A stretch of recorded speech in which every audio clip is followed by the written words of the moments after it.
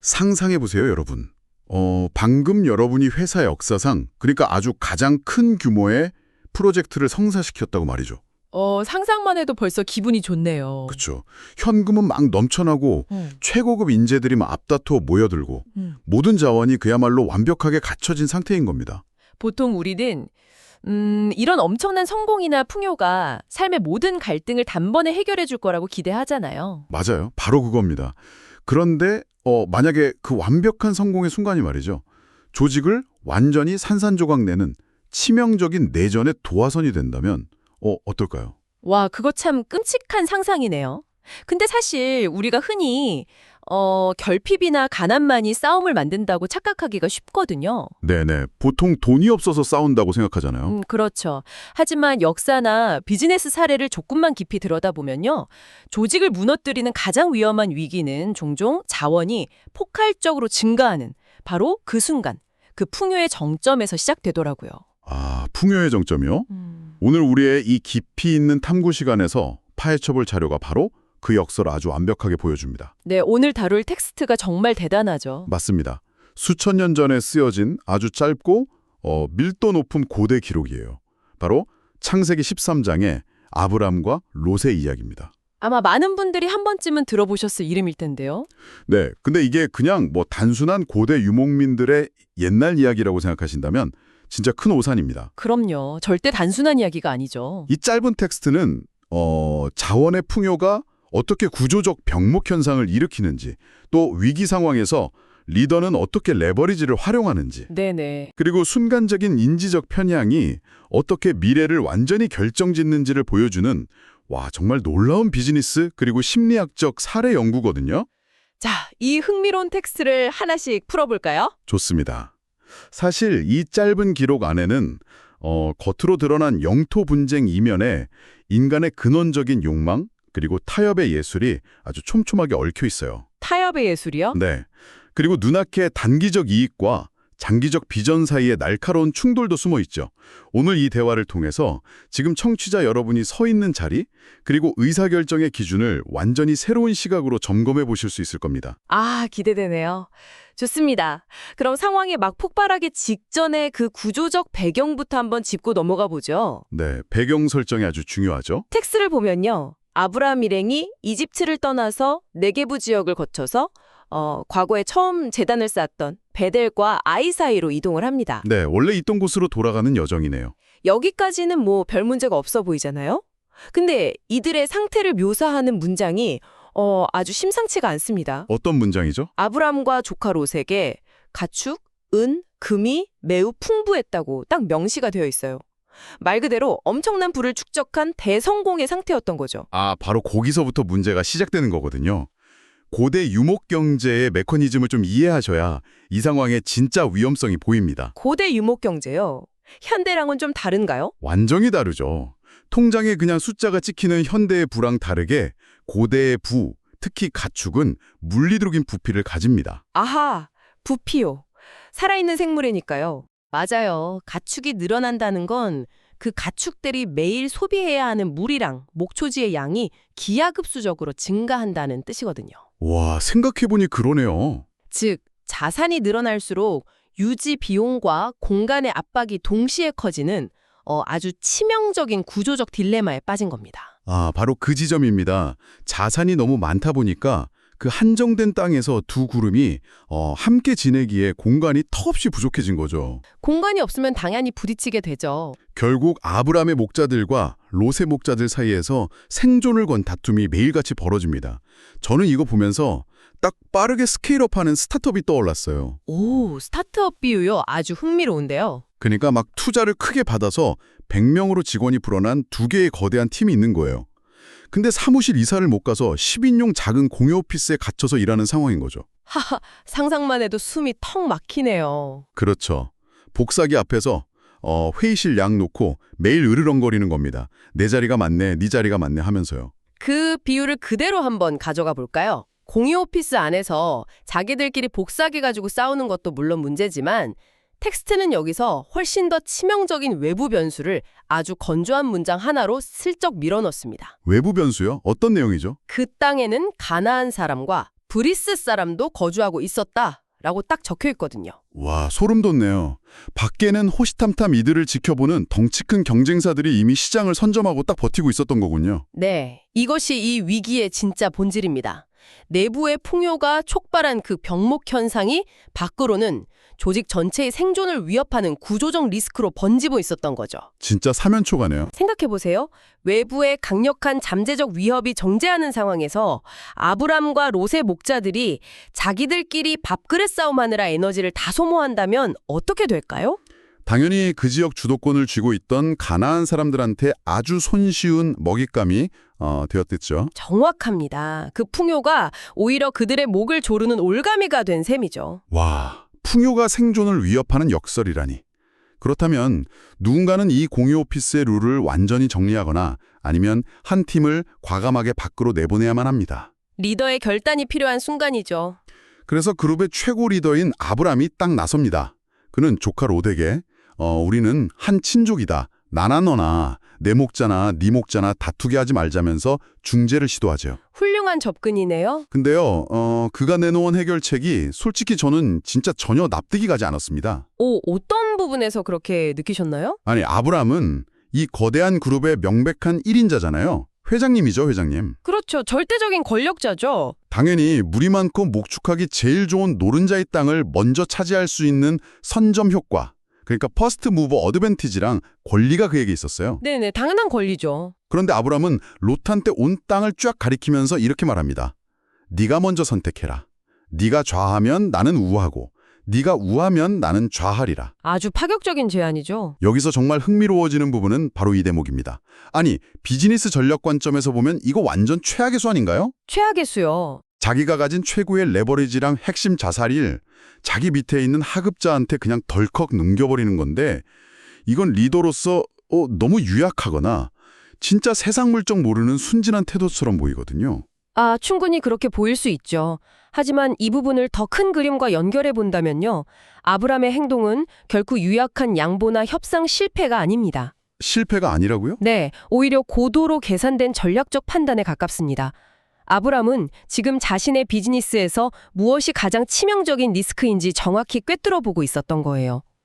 눈에 보이는 비옥한 땅을 잃는 것보다 더 큰 리스크가 따로 있었다는 뜻인가요? 당연하죠. 만약에 아브람이 자신의 힘과 권위로 가장 좋은 땅을 강제로 빡 뺏었다고 한번 가정해 봅시다. 롯이 속으로 쿨하게 생복했을까요? 절대 안 했겠죠.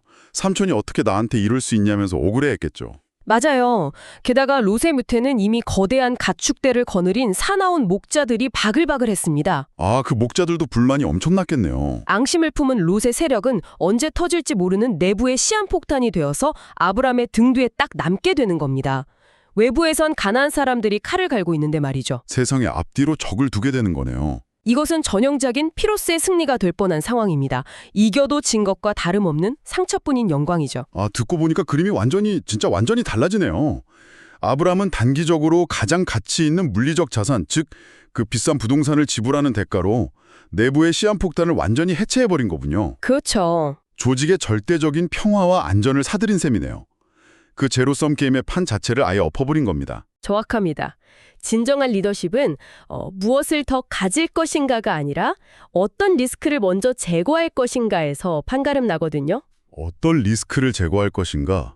와, 명언이네요. 아브람은 가시적인 자원의 손실을 기꺼이 감수함으로써 조직 전체가 공멸하는 그 최악의 시나리오를 완벽하게 피한 겁니다. 정말 엄청난 통찰이네요. 자, 그럼 여기서 리더한테 우선권을 넘겨받고 잭팟을 터뜨린 롯의 상황으로 한번 넘어가 보죠. 네, 롯의 선택이 참 흥미롭죠. 롯은 어떻게 합니까? 텍스트를 보면요. 롯은 눈을 들어서 요단 지역을 쫙 바라봅니다. 수알까지 온 땅에 물이 넉넉했는데 그 모습이 여호와의 동상 같고 마치 애굽, 그러니까 이집트 땅과 같았다고 묘사가 되어 있어요. 시각적으로 극대화된 아주 매혹적인 묘사입니다. 고대 농경사회나 목축업에서 물이 넉넉한 땅이라는 건 곧 즉각적인 부의 증식이랑 완벽한 경제적 안정을 의미하거든요. 최고의 재무제표나 다름없는 거네요. 맞아요. 그런데 여기서 아주 흥미로운 심리적 편향에 딱 작동합니다. 바로 이집트 땅 같았다는 대목이에요. 이집트라면 그들이 불과 얼마 전에 엄청난 불을 축적해서 빠져나왔던 바로 그곳이잖아요. 맞습니다. 행동 경제학으로 치면요. 롯은 지금 심각한 기준점 편향 그리고 최신 편향에 완전히 빠져 있는 겁니다. 아, 과거의 경험이 기준이 되어버린 거군요. 네. 롯의 뇌리에 아주 깊이 박힌 성공의 공식은 이집트처럼 물이 많은 곳은 곧 거대한 불나는 거였어요. 공식이 딱 성립되어 있었네요. 그는 눈앞의 요단 지역을 보면서 과거의 그 화려했던 성공을 그대로 투사하고 그 시각적 지표에 완전히 매몰되어 버린 겁니다. 그래서 롯은 진짜 주저없이 요단 온 지역을 택하고 동쪽으로 떠납니다. 점차 장막을 옮겨서 소돔이라는 도시까지 깊숙하게 딱 들어가죠. 롯의 비극이 시작되는 지점이죠. 근데 여기서 텍스트가 마치 영화의 아주 섬뜩한 복선처럼 차가운 사실 하나를 툭 던져요. 소돔 사람은 여호와 앞에 악하며 큰 죄인이었더라. 네, 아주 치명적인 문장이죠. 아니, 롯은 대체 무슨 짓을 한 걸까요? 이 거대한 리스크를 아예 못 본 겁니까? 바보도 아니고요. 롯의 결정적인 한계가 바로 그 지점입니다. 롯은 오로지 단기적인 경제적 지표, 즉 물이 얼마나 많은가에만 시야가 완전히 좁혀져 있었어요. 시야가 좁아졌다는 거군요. 그 땅의 사회가 얼마나 부패했는지, 도덕적으로 얼마나 타락했는지 보여주는 명백한 꼬리, 위험이나 레드 플래그들을 완전히 무시한 겁니다. 빨간불이 켜졌는데 그냥 직진해버렸네요. 아니면 당장의 수익률에 너무 눈이 멀어서 알면서도 스스로를 속였을 수도 있죠. 이번엔 괜찮을 거야 하면서요. 와, 이건 마치 어제 주식 차트가 폭등했다고 해서 경영진이 막 횡령으로 경찰 조사 받고 있는 그런 부실 기업에 자기 전 재산을 몰빵하는 데이트레이더랑 다를 바가 없네요. 하하, 아주 뼈 때리는 비유네요. 정확합니다. 눈에 보이는 화려한 지표만 믿고 조직의 구조적인 썩음은 철저하게 무시한 대가. 정말 너무나 근시안적인 결정입니다.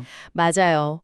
롯은 당장 눈에 보이는 가시적 화려함을 구조적 안전성으로 착각하는 치명적인 오판을 내렸습니다. 반면에 아브람은 그 보이지 않는 독을 피하기 위해서 스스로 척박한 땅을 감내하는 길을 택한 셈이 되죠. 그래서 그 알짜배기 땅을 조카한테 다 내어주고 척박한 가나안 산지에 덩그러니 남겨진 아브람은 도대체 어떻게 되었을까요? 다들 그 부분이 궁금하실 겁니다. 롯이 시각적으로 가장 완벽해 보이는 땅을 싹쓸이해서 떠나버린 후잖아요. 아마 아브람도 속으로는 내가 너무 양보했나? 호구 잡힌 거 아닌가? 하고 잠깐 후회했을지도 모르겠어요. 사람이라면 당연히 그런 마음이 들었겠죠. 그런데 바로 이때 상황의 스케일이 갑자기 확 뒤집힙니다. 네, 위협적인 내부 갈등이 완전히 해소되고 롯이 시야에서 딱 사라진 직후에 무대의 차원이 완전히 전환되죠. 텍스트를 보면요. 롯이 떠난 후에 여호와가 아브람에게 나타나서 이렇게 말합니다. 너는 눈을 들어 네 있는 곳에서 북쪽과 남쪽 그리고 동쪽과 서쪽을 바라보라. 동서남북을 보라고 하죠. 네, 그리고 보이는 모든 땅을 그와 자손에게 영원히 주겠다고 약속합니다. 심지어 자손을 셀 수 없는 땅의 티끌 같게 하겠다고 딱 선언하죠. 저는 이 장면의 시각적 대비가 진짜 너무나 압도적이더라고요. 어떤 부분에서 이 대조가 그렇게 강렬하게 다가오셨습니까? 시야의 스케일 자체가 아예 다르잖아요. 롯은 기껏해야 물이 좀 모여있는 요단 계곡이라는 아주 좁고 한정된 특정 지역의 시선을 딱 고정했습니다. 그렇죠. 계곡이라는 좁은 틈이죠. 하지만 아브람이 직면하게 된 것은 동서남북, 즉 지평선 너머의 세계 전체인 거예요. 롯이 눈독을 들인 건 당장 손으로 뜰 수 있는 강물이었지만 아브람에게 약속된 것은 셀 수조차 없는 흙, 땅의 티끌이었어요. 와, 그 표현 정말 좋네요. 강물과 땅의 티끌. 이것은 우리에게 아주 중요한 질문을 던집니다. 과연 무언가를 본다는 행위의 진짜 의미가 무엇인가 하는 것이죠. 번다는 행위의 의미요? 롯도 눈을 들어 땅을 보았고 아브람도 눈을 들어 땅을 보았습니다. 텍스트상으로는 똑같은 행동을 한 것처럼 보이죠. 네네, 둘 다 눈을 들어서 보긴 했죠. 하지만 그 메커니즘은 전혀 달랐습니다. 어떻게 달랐죠? 롯은 자신의 즉각적인 결핍과 탐욕을 채우기 위해서 스스로 눈을 들었습니다. 그의 시야는 자신의 경험, 즉 이집트라는 과거와 욕망이라는 좁은 틀 안에 꽉 갇혀 있었죠. 자기가 보고 싶은 것만 본 거네요. 반면에 아브람은 자신의 가장 강력한 권리를 과감히 포기하고 공간을 완전히 비워냈습니다. 그렇게 자신을 비워냈을 때 비로소 그는 자신을 초월하는 거대한 시야로 이끌림을 받게 된 거죠. 이끌림을 받았다. 와, 수동적이지만 훨씬 더 거대한 거네요. 맞습니다. 이 차이는 그들 이후의 행동 양식에서 더욱 극명하게 드러나거든요. 맞아요. 텍스트 후반부를 보면 두 사람의 행보가 완전히 쫙 갈립니다. 롯은 요단 지역을 선택한 후에 점차 장막을 옮겨서 소돔이라는 도시에 정착해버리죠. 타락한 도시의 시스템 안으로 스스로 편입되어 버린 겁니다. 네, 반면에 아브라함에게는 너는 일어나 그 땅을 종과 횡으로 두루 다녀보라는 명령이 딱 주어집니다. 고대 근동의 법적 관습을 이해하면 이 행동이 얼마나 역동적인지 알 수 있는데요. 땅을 종과 횡으로 걸어 다니는 것은 그냥 가벼운 산책이 아닙니다. 산책이 아니라고요? 그것은 그 땅에 대한 자신의 합법적인 소유권과 영향력을 딱 선언하고 주장하는 아주 적극적인 행위였습니다. 아하, 롯은 이미 지어진 그 화려한 도시의 수동적인 세입자로 딱 들어갔다면 아브라함은 새로운 패러다임을 세우는 창업자처럼 행동한 거군요. 정확합니다. 아주 능동적이죠. 아브라함은 장막을 옮겨서 헤브론에 이르고 그곳에서 제단을 쌓습니다. 그렇습니다. 비즈니스 언어로 번역하자면요. 아브람이 제단을 쌓았다는 것은 끊임없이 변동하는 불확실한 환경 속에서 자신의 핵심 운영 원칙과 장기적 가치관을 굳건히 확립했다는 뜻입니다. 코어 밸류를 세운 거네요.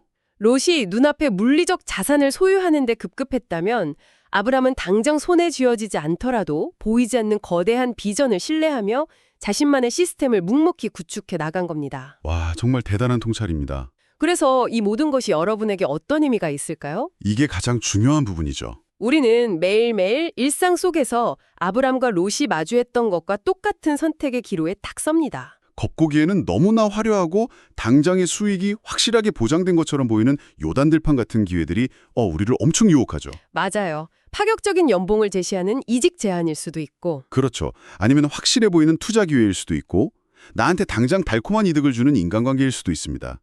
우리는 종종 그 화려함 뒤에 숨겨진 치명적인 리스크나 도덕적 결함을 애써 모른 척하고 소돔을 향해 텐트를 확 옮겨버립니다. 반면에 당장의 레버리지를 포기해야 하고 단기적으로는 척박하고 내가 손해보는 것처럼 보이지만요. 조직의 치명적인 내부 갈등을 과감히 베어내고 장기적인 비전을 향해 나아가야 하는 아브람의 길도 분명히 존재하죠. 청취자 여러분, 당신은 갈등의 순간에, 선택의 순간에 과연 어느 쪽으로 시선을 두고 계십니까? 눈에 빤히 보이는 1년짜리 단기 이득인가요? 아니면 보이지 않는 장기적인 비전인가요? 오늘 이야기를 마무리하면서 저는 이 텍스트가 숨기고 있는 한 가지 매우 도발적인 역설을 여러분께 던지고 싶습니다. 도발적인 역설이요? 우리는 지금까지 롯의 선택을 아주 근시안적이고 이기적이라고 분석했습니다. 네, 비판을 좀 많이 했죠. 물론 맞습니다. 그런데 관점을 살짝만 딱 틀어서 한번 생각해 보십시오. 어떤 관점이죠? 만약 롯이 그렇게 얄밉고 이기적으로 굴지 않았다면 과연 어떻게 되었을까요? 만약 롯이 적당히 타협해서 삼촌, 그럼 우리 이 요단 계곡을 반반씩 공평하게 나눕시다 라고 했다면 말입니다. 생각도 못 해본 시나리오인데요. 그럼 갈등이 평화롭게 해결됐겠죠. 그랬다면 아마도 아브람은 그 적당히 비옥하고 편안한 계곡 한 구석에 만족하면서 그냥 털썩 주저앉았을지도 모릅니다. 그러니까 적당한 타협이 오히려 아브람을 그 좁은 골짜기 안에 딱 가둬버렸을 거라는 말씀인가요? 그랬습니다. 롯이 그 좁은 골짜기를 욕심내서 독식하고 떠나버렸기 때문에 아브람은 어쩔 수 없이 척박한 땅에 쫓겨나듯 남겨졌고 바로 그 결과 비로소 눈을 들어서 동서남북, 즉 지평선 너머의 무한한 가능성을 바라보게 된 것입니다. 와, 이거 정말 소름 돋는 통찰이네요. 그러니까 롯의 그 탐욕스러운 선택이 결과적으로는 아브람을 그 좁은 우물 안에서 바깥으로 뻥 차서 밀어낸 결정적인 촉매자가 됐다는 거잖아요. 맞아요. 때로는 우리의 삶에서도 마찬가지입니다. 우리의 단기적인 이익을 뻔뻔하게 가로채고 떠난 얄미운 동료, 부당하게 기회를 앗아간 경쟁자, 혹은 우리를 척박한 상황으로 확 몰아넣은 실패의 순간들이 있죠. 네네, 살다 보면 그런 일 꼭 있죠. 억울하잖아요. 당장은 뼈아프고 진짜 화가 납니다. 하지만 그 나쁜 행위자들이 좁고 안락했던 요단들반에서 우리를 강제로 딱 쫓아냄으로써 결국 우리가 동서남북 전체를 아우르는 진짜 거대한 비전을 바라보도록 등을 팍 떠밀어준 최고의 은인일지도 모릅니다. 와, 정말 머리를 한 대 세게 맞은 것 같습니다. 당장 내 파일을 빼앗아간 사람 때문에 분노하고 막 절망할 것이 아니라 오히려 그 사람 덕분에 내 시야가 좁은 계곡을 벗어나서 지평선 전체로 쫙 확장될 수 있다는 사실을 깨달아야 한다는 거군요. 그렇죠. 이것이야말로 오늘 이 깊이 있는 탐구에서 건져올린 가장 압도적인 질문이 아닐까 싶습니다. 청취자 여러분, 삶의 중대한 결정을 내릴 때 스스로에게 물어보십시오. 여러분은 지금 당장 이득을 취할 수 있는 눈앞의 일년을 바라보고 계십니까? 아니면 여러분이 세상에 남길 수 있는 영원한 유산을 바라보고 계십니까? 네, 지금 여러분 눈앞에서 누군가가 비옥한 들판을 얄밉게 가로채고 있다면요. 어쩌면 지금이 바로 당신이 동서남북을 향해 고개를 번쩍 들어야 할 완벽한 타이밍일지도 모릅니다. 위기가 곧 시야를 넓힐 기회인 거죠. 맞습니다. 청취자 여러분의 시야가 언제나 좁은 계곡을 넘어서 더 넓고 깊은 지평선을 향하기를 진심으로 바랍니다. 오늘 집중 탐구 시간은 여기서 마치겠습니다. 긴 대화 함께해 주셔서 감사합니다.